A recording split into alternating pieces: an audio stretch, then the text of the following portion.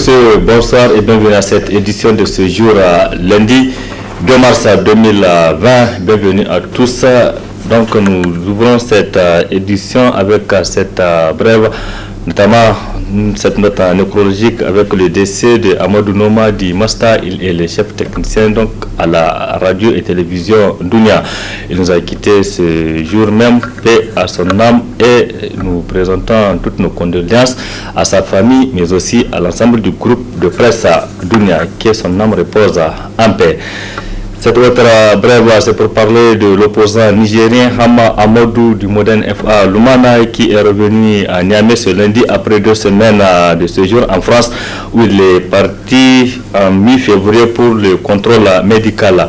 De son retour à Niamey, Hama Amadou a regagné sa prison civile de Filengue, où il va passer sa première nuit après avoir passé 2 semaines, donc comme je le disais, en France. Autre aspect de cette édition, c'est pour signaler ce déplacement ce matin du président de la République Issifou Mahamadou sur le chantier de construction du 3e pont de Niamey. Issifou Mahamadou a fait ce déplacement pour aller constater l'évolution des travaux censés finir en mi-décembre prochain. Ali Sissé Ibrahim et Aboubakar Souley pour le compte rendu. La coopération entre la Chine et le Niger se renforce davantage après le pont de l'amitié. La République populaire de Chine est en train de construire gratuitement un 3e pont sur le fleuve Niger qui portera le nom du général Seyni Kounché. Ce pont, qui facilitera la circulation entre les 2 rives du fleuve Niger, aura une longueur de 928 mètres et actuellement 520 ouvriers nigériens et chinois confondus travaillent à sa réalisation. Aussi, pour se rendre compte de l'état d'avancement des travaux, le président de la République, Issoufou Mahamadou, s'est rendu sur place où des explications lui ont été données. Ainsi, à l'issue de cette visite, le président de la République se dit satisfait de ce qu'il a constaté. Les travaux avancent normalement. L'entreprise est à 70% du taux d'exécution et pour un délai contractuel consommé de 72%. Donc il n'y a pas beaucoup de retard, je dirais, par rapport aux engagements pris par l'entreprise qui initialement devrait terminer ce chantier au mois de juin, mais compte tenu d'un certain nombre d'impératifs, d'un certain nombre d'obstacles rencontrés par l'entreprise, les travaux seront probablement terminés au mois de septembre de cette année. Donc je me réjouis en tout cas de la qualité des travaux sur le chantier. Je me réjouis de ce que des jeunes Nigériens ont pu trouver des emplois et puis on peut apprendre aussi un métier, parce que ce genre de chantier est toujours une occasion de transférer la technologie des pays avancés vers nos pays. Donc il y a près de 400 jeunes qui sont actuellement sur le chantier. Il arrive d'ailleurs que l'effectif monte à 800, mais aujourd'hui il y a 400. Donc je me réjouis vraiment de la qualité des travaux et c'est l'occasion de remercier la République populaire de Chine qui finance, comme on le sait, ce 3e pont, après avoir financé le 2e pont. Donc cela montre l'excellence, la qualité de la relation entre la Chine et le Niger.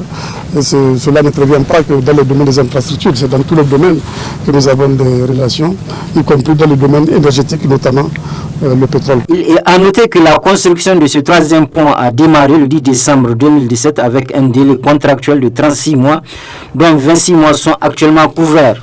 Et la date fixée pour la fin des travaux est le 10 décembre 2020. Elle est toujours au cœur de l'actualité au Niger. C'est cette affaire dite du ministère de la Défense nationale où des milliards sont disparus dans les achats des équipements des forces armées nigériennes.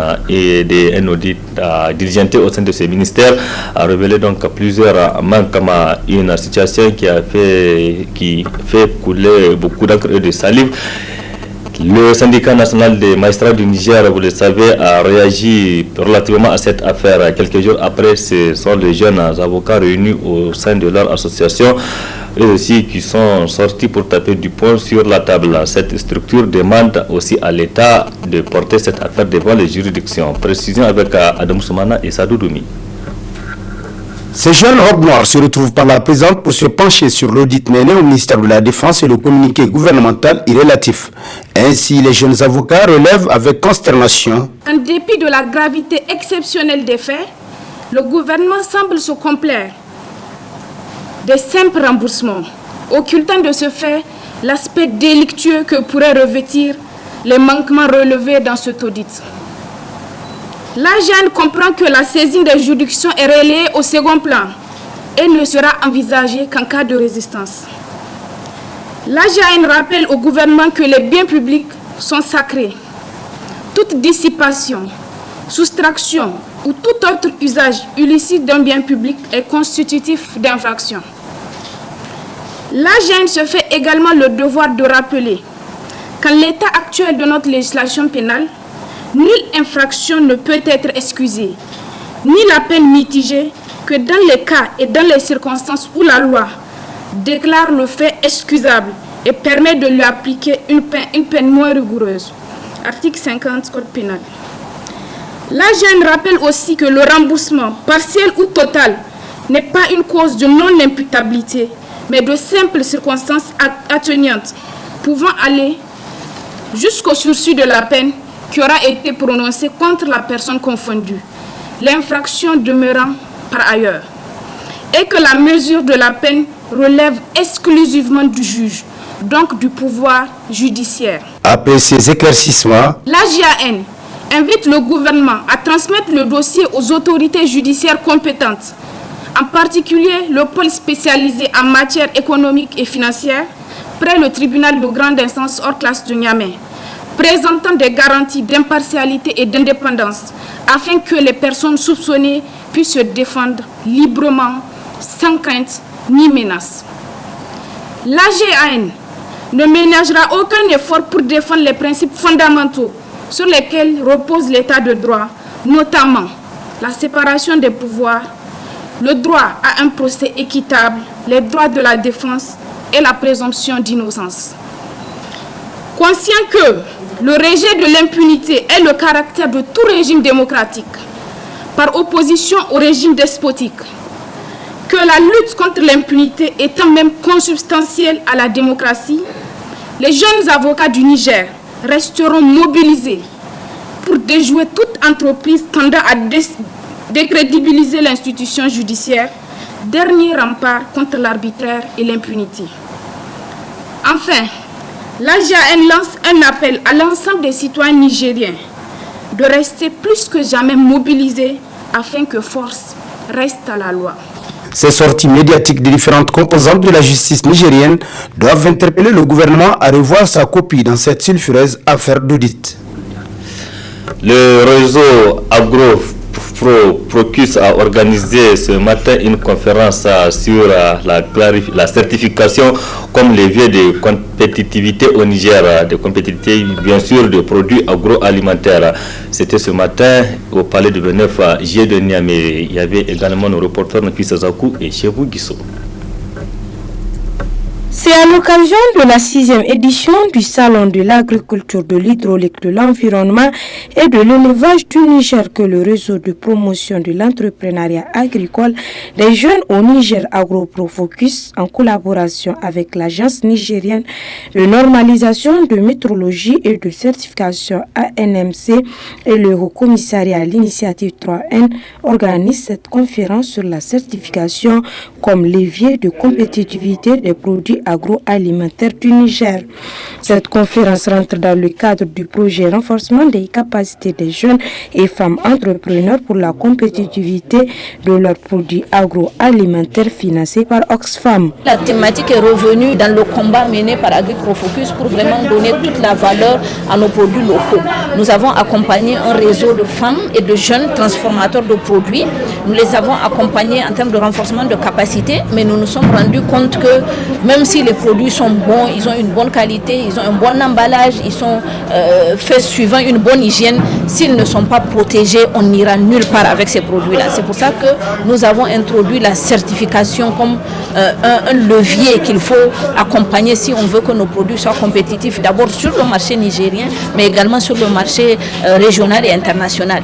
Au cours de cette conférence, les femmes transformatrices ont eu droit à une présentation faite par l'ANMC sur la définition de certification, ses enjeux et aussi les principaux facteurs et valeurs ajoutées de la certification pour les entreprises. Occasion saisie par la coordinatrice du réseau AgroProfocus de souligner les produits qui sont en cours de certification. Dans le cadre de AgriProfocus, nous avons 4 produits qui sont en cours de certification. C'est des produits dont le référentiel est déjà élaboré et qui seront bientôt certifiés. Il s'agit du Marga Marga produit par Idée Féminine, le couscous de riz produit par Fanta House, il y a le tchoukou produit par la Crémière du Sahel et il y a la farine fortifiée fabriquée par le groupement La Calcane. Donc ces 4 produits-là seront certifiés d'ici 1 à 2 mois. Ensuite, nous avons 4 produits qui ont été accompagnés ou qui sont en train d'être mis à niveau pour aller vers la certification. Cette initiative du réseau AgroProfocus a permis au ministre de l'Agriculture de rencontrer les femmes transformatrices en vue d'échanger sur leur activité. Une dégustation des produits locaux par le commissaire à l'initiative 3N a sanctionné cette rencontre.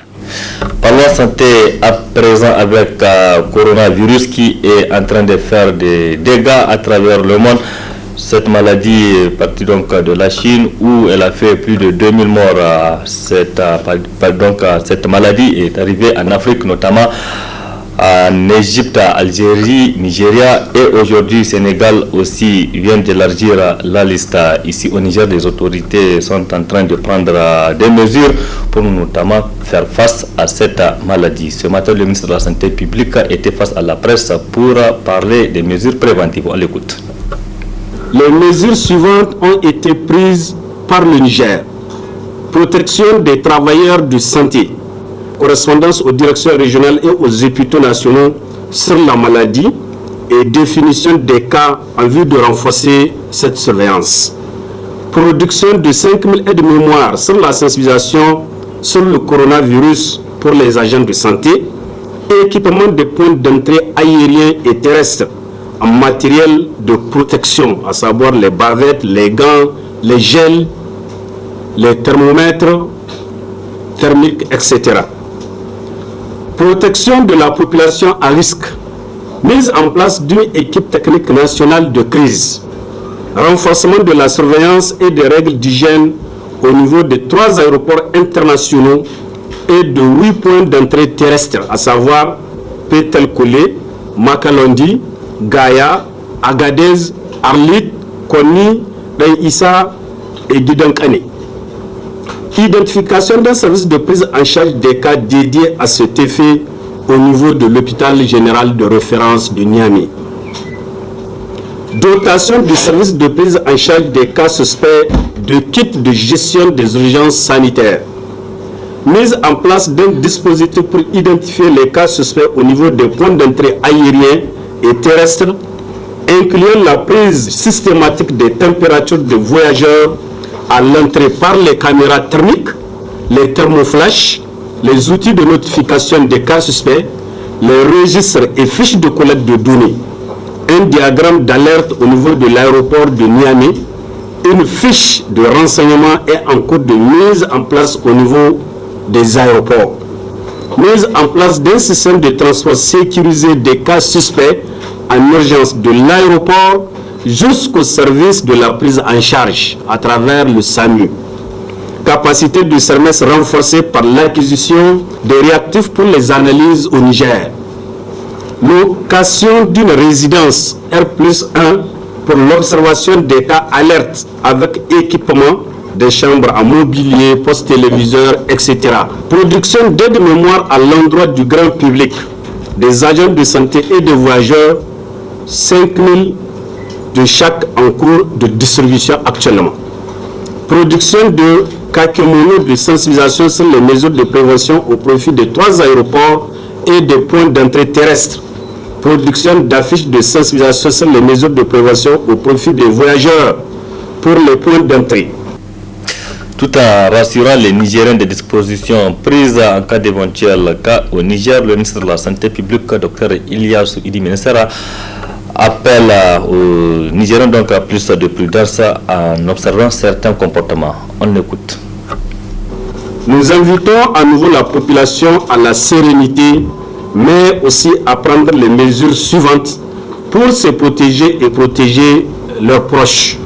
Se laver fréquemment les mains à l'eau et au savon ou les nettoyer avec des désinfectants à base d'alcool. Lorsque vous toussez ou éternuez, couvrez votre bouche et votre nez avec un mouchoir en papier ou le coude et jetez dans une poubelle le mouchoir immédiatement et lavez-vous soigneusement les mains. Évitez tout contact étroit avec une personne qui a de la fièvre et qui tousse provenant des zones en épidémie. Si vous avez de la fièvre, de la toux ou des difficultés à respirer, consultez immédiatement un médecin et informez votre prestataire de soins de santé de tout l'historique de voyage récent ou la visite d'un voyageur venant des zones en épidémie. À tout moment, évitez de manger de la viande crue ou insuffisamment cuite. La viande crue, le lait ou les organes d'animaux doivent être manipulés avec précaution afin d'éviter toute contamination croisée avec des aliments non cuits. Sauf cas de force majeure, limitez les voyages vers les zones en épidémie. Le gouvernement nigérien salue tous les efforts fournis par l'OMS et l'UNICEF pour les appuis multiformes et invite les autres partenaires à accompagner le Niger dans cette lutte. Le gouvernement salue et soutient tous les pays affectés pour les efforts fournis dans le cadre du contrôle de cette maladie. Autre aspect de cette édition, les jeunes admis au concours de douane étaient ce matin en sit-in au ministère des Finances. Ils se sont mobilisés pour exprimer leur mécontentement 16 mois après leur admission. Ces jeunes attendent toujours la suite de cette affaire. Un reportage Ismaël Moumouni, Halidou Bourema. Amertume, consternation et désolation, c'est ce qui se lit sur le visage de ces jeunes admis au concours des douanes. Près de 16 mois après, c'est le statu quo. Ils ne savent pas à quel sens se vouer, car jusque-là, ils n'ont pas été appelés pour effectuer une formation militaire. Nous sommes les candidats admissibles au concours, aux différents concours de recrutement de spécialistes au sein du cadre des douanes. Comme nous avons eu à le mentionner la dernière fois, il s'agit bien sûr de plusieurs concours portant recrutement de spécialistes. On était là la semaine passée. Malheureusement pour nous, le ministre n'était pas sur place. Donc c'est pourquoi, une semaine après, nous avons encore pensé à revenir au ministère pour que cette fois-ci, quand le ministre sera là le lundi, et puis au moins nous voir avec nos banderoles, avec nos pancartes de réclamation. Ça fait une année que nous avons fait ces différents concours et une année après, on n'a aucune information au sujet de ces concours. Donc franchement, c'est afin de nous élucider, afin que le ministère nous élucide par rapport à nos différents concours, que nous éclaire par rapport à de l'état de l'avancement de nos différents concours, que nous nous sommes dit de bien vouloir une fois de plus revenir. Nous avons beau entendu, on vient au ministère, on nous dit ils ont instruit la direction générale de faire les choses. On va à la direction générale des douanes, on nous dit non, c'est le ministère qui ne décide toujours de rien. On ne comprend pas à quel jeu est-ce qu'on joue avec nous. On a été reçu par le directeur de cabinet du ministre. Donc c'est toujours le statu quo. Trop, c'est trop. Ces admis demandent aux autorités de mettre fin à leur calvaire en solutionnant ce problème. On a beau entendu que de rumeurs pendant une année. Le ministère a dit ça, la direction générale des douanes a dit ça, et vice-versa. Nous, on ne comprend pas. Que de discours, que de rumeurs, on ne fonctionne plus avec ça maintenant, on veut savoir. Franchement, c'est clair de notre situation. Et maintenant, on a reçu, le directeur de cabinet même du ministre nous a reçu au moins à 2 reprises. C'est toujours la même chose qu'il vient de nous reprendre encore, c'est le même discours qu'il vient de nous réitérer. Ça ne peut plus continuer de marcher avec nous. Maintenant, le seul dont on écouterait, ce sera le ministre. À part le ministre, on ne prendra, comme on appelle, le discours de personne encore. Le discours de personne ne nous fera plus fonctionner. On veut savoir clair par rapport à nos différents concours. Depuis le début de cette affaire, ces admis ont déposé une dizaine de demandes auprès du ministère des Finances pour rencontrer le ministre. Mais en vain. Jusque-là, ils se sont heurtés à une porte fermée. Ces jeunes restent déterminés, vaille que vaille, pour mener le combat jusqu'à la victoire ultime. Désormais, les enseignants vacataires vont assurer le cours dans les universités publiques du Niger. En tout cas, c'est le ministère du tutelle qui a pris cette décision à travers un communiqué. Une décision apparemment qui n'est pas la bienvenue chez plusieurs acteurs. C'est le cas de El Haji Idi, l'acteur de la société civile, que vous allez suivre dans ce reportage signé Hamza Sakou et Ibrahim Abdou.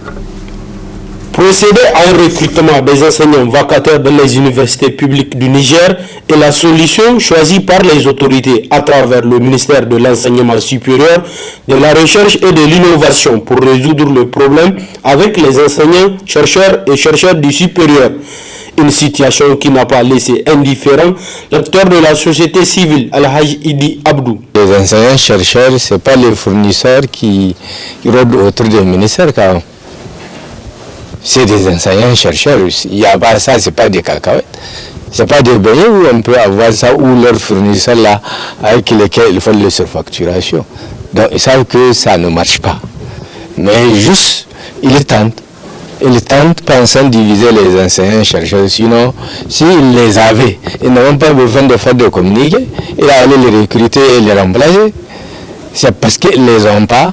Et s'ils agissent comme ça, c'est vraiment, ça relève de la stratégie classique, diviser pour mieux régner. C'est pour diviser effectivement les enseignants-chercheurs. C'est ce qui démontre la nature autocratique de ce gouvernement. Mais comment un gouvernement, on est en mars?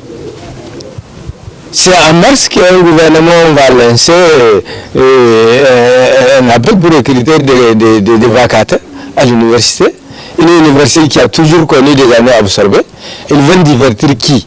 Non, je pense que dans tous les cas, les enseignants-chercheurs savent ce qu'il faut. Et surtout qu'ils pensent que cette décision-là, il agit sur la tête des enseignants-chercheurs pour qu'il y ait une division et qu'enfin ils les recyclent. C'est-à-dire qu'ils refusent de suivre le mot d'ordre du syndicat pour qu'ils se retrouvent et qu'ils reprennent le cours sans qu'il y ait des négociations, sans que la plateforme revendicative du SNEX ait abouti. En fait, ils veulent le beurre et l'argent du beurre, le gouvernement. Malheureusement, cette stratégie-là a montré ses limites. Les 8 sections des universités publiques du Niger invitent les autorités et le SNEX à trouver un terrain d'entente pour la bonne marche de l'enseignement supérieur au Niger. Merci Hamza Sakou. Point final de cette édition. Merci aussi à vous de l'avoir suivi. Restez en compagnie du programme de la télévision Labari. Au revoir, excellente nuit à toutes et à tous et bon début de semaine.